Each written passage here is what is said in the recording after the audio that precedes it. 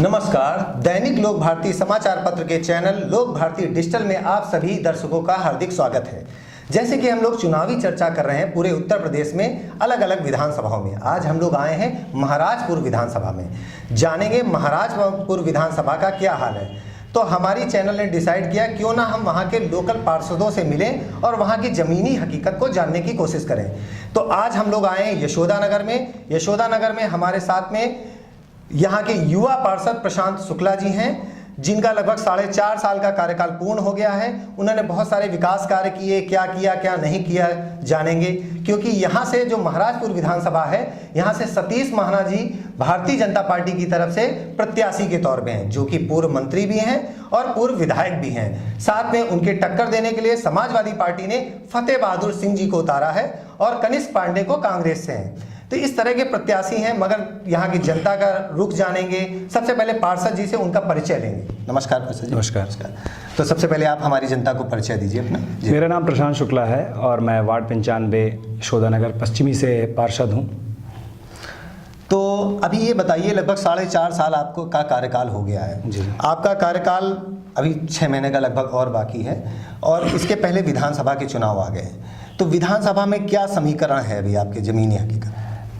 समीकरण क्या, अब की बार जो भारतीय जनता पार्टी के हमारे प्रत्याशी हैं वो विकास पुरुष श्री सतीश महाना जी के नाम से हम लोग उनको पुकारते हैं। उपाधि हमारी क्षेत्र की जनता ने दी है, और अब की बार जो क्षेत्र की जनता है उस पर पूरा मोड बनाया कि वो दलगत राजनीति से उठकर किसी भी प्रकार के जातिवाद में ना फंसकर सिर्फ सतीश महाना जी को वोट दे रही है। उसका कारण एकमात्र यह है कि उनके द्वारा जो भी क्षेत्र में विकास कार्य कराए गए हैं वह किसी से छिपे नहीं हैं। जो दूसरी पार्टी के भी नेता या प्रत्याशी या जो भी हो, वो इस बात से कभी भी नकार नहीं सकता है कि विकास कार्य नहीं कराए गए हैं। और सबसे बड़ी जो मेरी नज़र में उनकी जो प्रमुख योग्यता रही हो कोविड काल में, वो सबसे महत्वपूर्ण थी। जैसा कि आप सब भी जानते हैं कि जब ऑक्सीजन की कमी हुई थी तो वो खुद हमीरपुर के ऑक्सीजन प्लांट में जाके उन्होंने वहाँ की जो दिक्कतें थी वो दूर करी थी।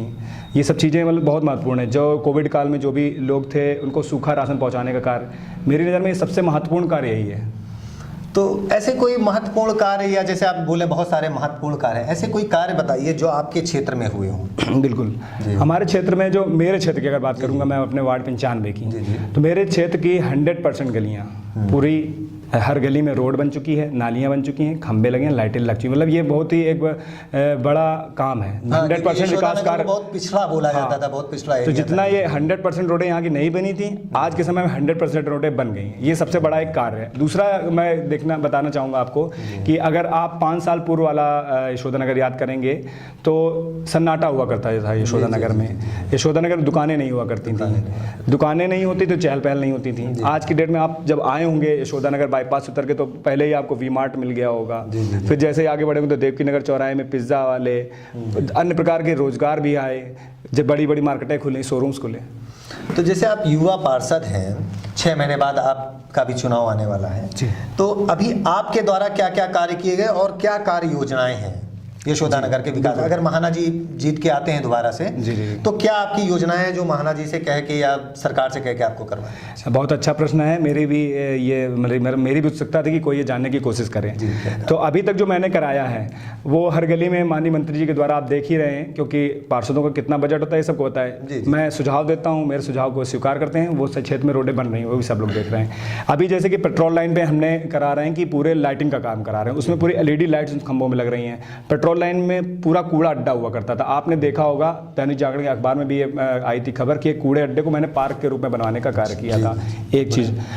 दूसरा, विकास की दृष्टि से देवकी नगर चौराहे जो मुख्य मार्केट है हमारे यहाँ की, वहाँ पर कोई भी ना महिलाओं के लिए ना पुरुषों के लिए कोई भी टॉयलेट की व्यवस्था नहीं थी, वो मैंने अपने स्वयं के पैसे से, व्यक्तिगत पैसे से कराया है। एक चीज़। दूसरा क्या है, यहाँ पर यशोदानगर के लिए क्रिया जो घर, जो बहुत ही हिंदू रीति रिवाज के हिसाब से बहुत ही जरूरी होता था, किसी की मृत्यु हो जाने के बाद उसके परिवार के परिवारीजन एक वहाँ जाते हैं, तो वो भी मैंने अपने पैसे से वहाँ पे लेंटर लगवाया, नल लगवाया, सब चीज़ें करवाई। ये व्यक्तिगत मेरे माध्यम से हुआ है। सरकारी योजनाओं के माध्यम से मैंने पेट्रोल लाइन में पड़ने वाले जितने भी क्रॉस हुआ करते थे, जो गड्ढे होते थे, जो आपने देखा होगा, इंटरलॉकिंग सेना गेस्ट हाउस पास है, ये छोटे काम जरूर है लेकिन अति महत्वपूर्ण कार्य, क्योंकि उससे देखिए किसी गली में कोई व्यक्ति रहता होगा तो 15 घर वालों को फ़ायदा होता होगा, लेकिन वो जो छोटे छोटे कट थे ना, उससे पर डे 2-2.5 हज़ार व्यक्ति निकलता था। जी जी जी। और दूसरा मैं बताना चाहूँगा, गर्व इस बात को लेकर गर्व भी करता हूँ कि जो एक निजाम चौक जो अनऑफिशियल नाम हुआ करता जी, था, जी, उसको नाम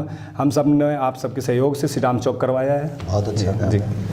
तो जैसे बोला जाता है कि भाजपा जो है वो राम जी के शरण में है। एक चीज़ मैं मिस करके आपके प्रश्न का उत्तर देना, आपने कहा था भविष्य में क्या कराना है। जी, भविष्य में तो भविष्य मेरा यशोदा नगर को के डेवलपमेंट के लिए सबसे इंपॉर्टेंट चीज़ जो मैं करने जा रहा हूँ या करना चाहता हूँ, ये जो पेट्रोल लाइन आप अभी देख रहे हैं, सकरी गली है पेट्रोल लाइन जो डामर वाली, तो मेरा है कि मैं इसको अगले 1 साल के अंदर अंदर 1 वे कर दूंगा।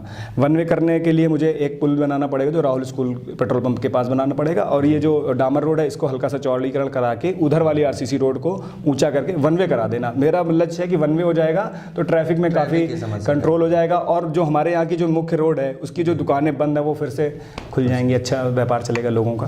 तो बहुत अच्छा। देखिए, प्रशांत जी ने बताया है कि ये मंत्री जी जो अभी विधायकी के चुनाव में हैं, सतीश महाना जी, या आपका चुनाव होने वाला है, ये अगर आते हैं जीत के तो इसको 1 वे कर देंगे। क्योंकि अभी हम लोग भी, हमारा चैनल जब हम लोग गाड़ी से आ रहे थे तो बहुत समस्याएं आ रही थी, क्योंकि 1 वे का प्रॉब्लम था, एक ही तरफ से ट्रैफिक चल रहा है पूरा।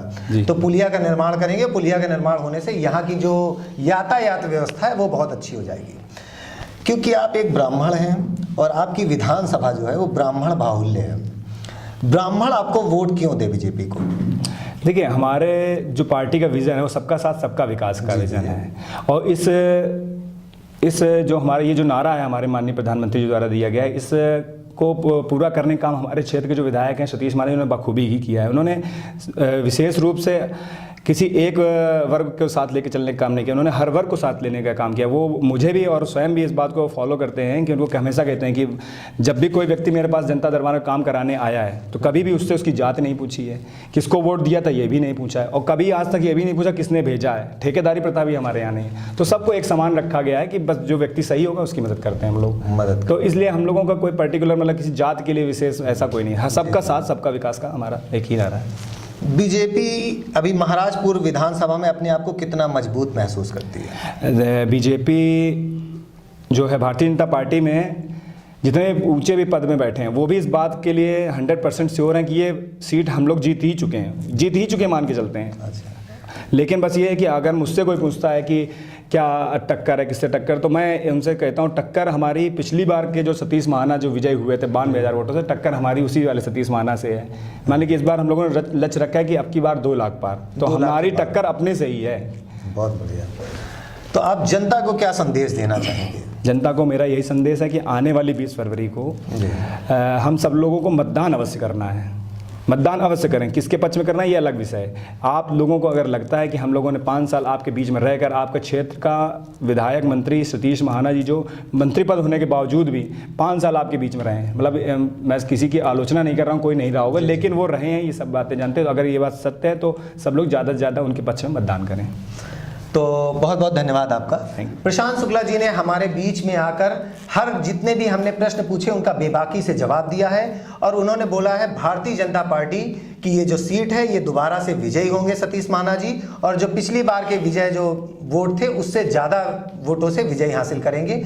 और ज़मीनी स्तर पे आप लोग बहुत अच्छा कार्य कर रहे हैं। अभी हम इनके कार्यालय में आए थे तो लगभग 8-10 लोगों की इनकी टीम है जो कार्य कर रही थी कि वोटरों को कहाँ पर क्या क्या सुविधाएं दे सकते हैं, वो कैसे उनकी पर्चियां कैसे बननी है, कैसे उनको जागरूक करना है, निकलना है कि जाकर वो वोट दें। तो आपका बहुत बहुत धन्यवाद लोक भारती समाचार में आने के लिए। आप हमारे इस इंटरव्यू को दैनिक लोक भारती समाचार पत्र में भी देख सकते हैं और हमारे चैनल में। बहुत बहुत धन्यवाद।